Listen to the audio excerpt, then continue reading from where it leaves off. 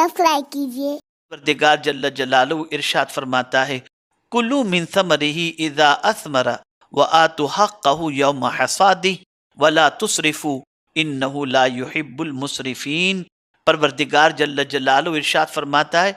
खाओ उसका फल जब फल लाए और उसका हक दो जिस दिन कटे, और बेजा न खर्च करो, बेशक बेजा खर्च करने वाले उसे पसंद नहीं। मेरे प्यारे आका सल्लल्लाहु ताला अलैहि वसल्लम के प्यारे दीवानों, बेजा खर्च करने वाले अल्लाह को पसंद नहीं। अब आपको मैं थोड़ा सा समझाऊं कि बेजा खर्च किसे कहते हैं।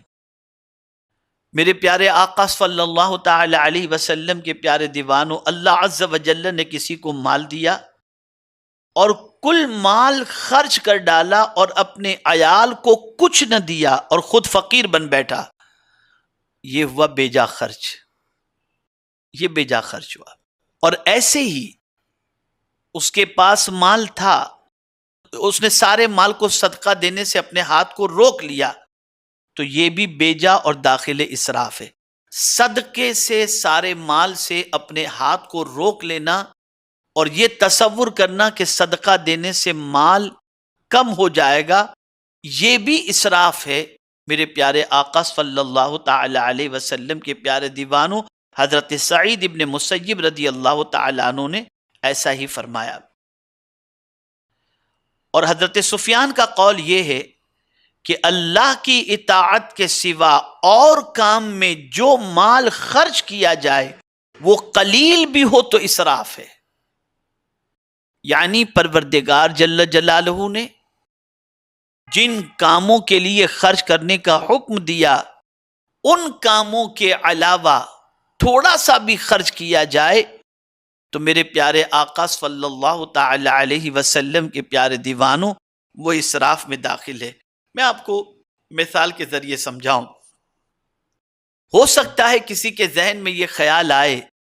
क्या अहलो अयाल पर खर्च करना, माँ बाप पर खर्च करना और इसी तरीके से ज़रूरियात ज़िंदगी पर खर्च करना, क्या ये भी इसराफ है? तो मैं आपके सामने अर्ज़ करूँगा कि मेरे प्यारे आका सल्लल्लाहु ताला अलैहि वसल्लम के प्यारे दीवानों, ज़रूरियात ज़िंदगी के लिए जो खर्च किया जाता है और बीवी बच्चों पर, माँ बाप पर और इफ्तार व सहरी के लिए लोगों के लिए जो खर्च किया जाता है, उसको इसराफ के अंदर नहीं शुमार किया जाता। हाँ, अलबत्ता मेरे प्यारे आका सल्लल्लाहु ताला अलैहि वसल्लम के प्यारे दीवानों, बेजा अगर खर्च किया जाता है, मिसाल के तौर पर शादी की तकारीब के अंदर अगर बेजा खर्च किया जाए, इसराफ किया जाए, फुजुल खर्च किया जाए, ज़रूरत से ज़्यादा ज़ाय होने वाले पैसे जिसको कहते हैं, जहां पैसे ज़ाय हो जाते हैं, जिसका कोई फायदा नहीं है, ऐसा खर्च करना ये इसराफ है। आपको मैं बताऊं, आला हजरत अजीमुल बरकत इमाम इश्क व मोहब्बत से किसी ने सवाल किया कि दो चीजें, एक है मस्जिद बनाना और एक है निकाह में खर्च करना। अगर कोई शख्स ये सोचे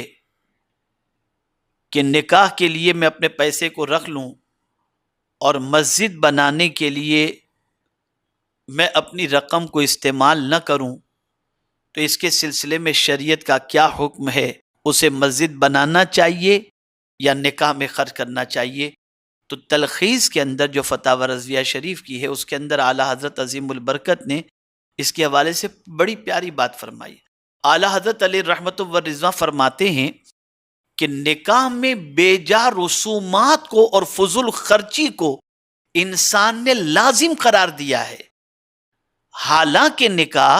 जो सादगी से होता है, अल्लाह के रसूल सल्लल्लाहु अलैहि वसल्लम उसके लिए बरकत के बारे में फरमाते हैं, बल्कि मेरे आका सल्लल्लाहु अलैहि वसल्लम ने फरमाया, जिस निकाह में कम खर्च हो अल्लाह ताला उसमें बरकतें अता फरमाता है।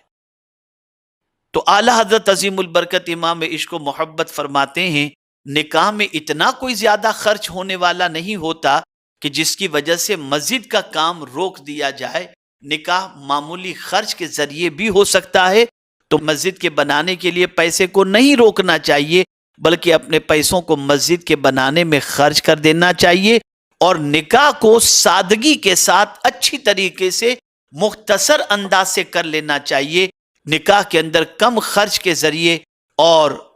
پروردگار جل جلالہ کے پیارے حبیب صلی اللہ علیہ وسلم کی سنت کے مطابق کرنے کی وجہ سے اللہ عز و جل اس نکاح میں پائیداری بھی عطا فرمائے گا اور برکتیں بھی عطا فرمائے گا. اور اگر کسی نے رقم کو مسجد کے لیے خرچ کر دیا تو میرے آقا صلی اللہ تعالی علیہ وسلم کے فرمان کے مطابق اللہ اسے جنت میں محل عطا فرمائے گا. تو یہاں یہ بات سمجھ میں آئی کہ یہ جو شادیوں میں بے جا خرچ ہوتا ہے، نکاح کے اندر جو اسراف ہوتا ہے، ان فضول خرچی سے بچنا چاہیے. اس کی وجہ سے کہ اگر کوئی شخص اسراف کرتا ہے تو اس کی وجہ سے اللہ عز و جل کے وہ ناپسندیدہ بندوں میں شامل ہو جاتا ہے، اور ایسے بندے سے میرا مولا پسند نہیں فرماتا. میرے پیارے آقا صلی اللہ تعالی علیہ وسلم کے پیارے دیوانوں، لیکن اگر کوئی شخص اپنی دولت جو اس کے پاس ہے، چاہے جبل ابو قبیس جتنا سونا اس کے پاس ہو،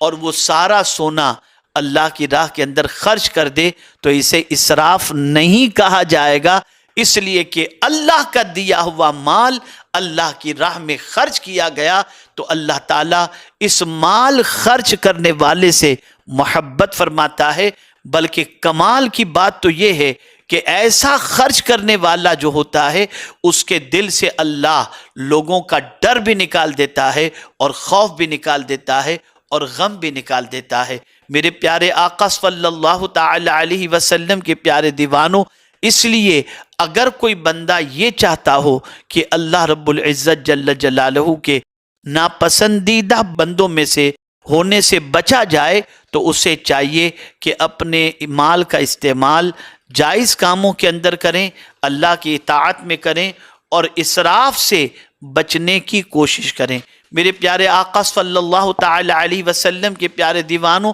اسی طریقے سے قرآن مقدس میں ایک اور مقام پر رب قدیر جل جلالہ نے اسی عمل کے حوالے سے فرمایا، یا بنی آدم خذوا زینتکم عند کل مسجد وَكُلُوا وَاشْرَبُوا وَلَا تُسْرِفُوا إِنَّهُ لَا يُحِبُّ الْمُسْرِفِينَ. اے آدم کی اولاد، اپنی زینت لو جب مسجد میں جاؤ، اور کھاؤ اور پیو، حد سے نہ بڑھو کہ بے شک حد سے بڑھنے والے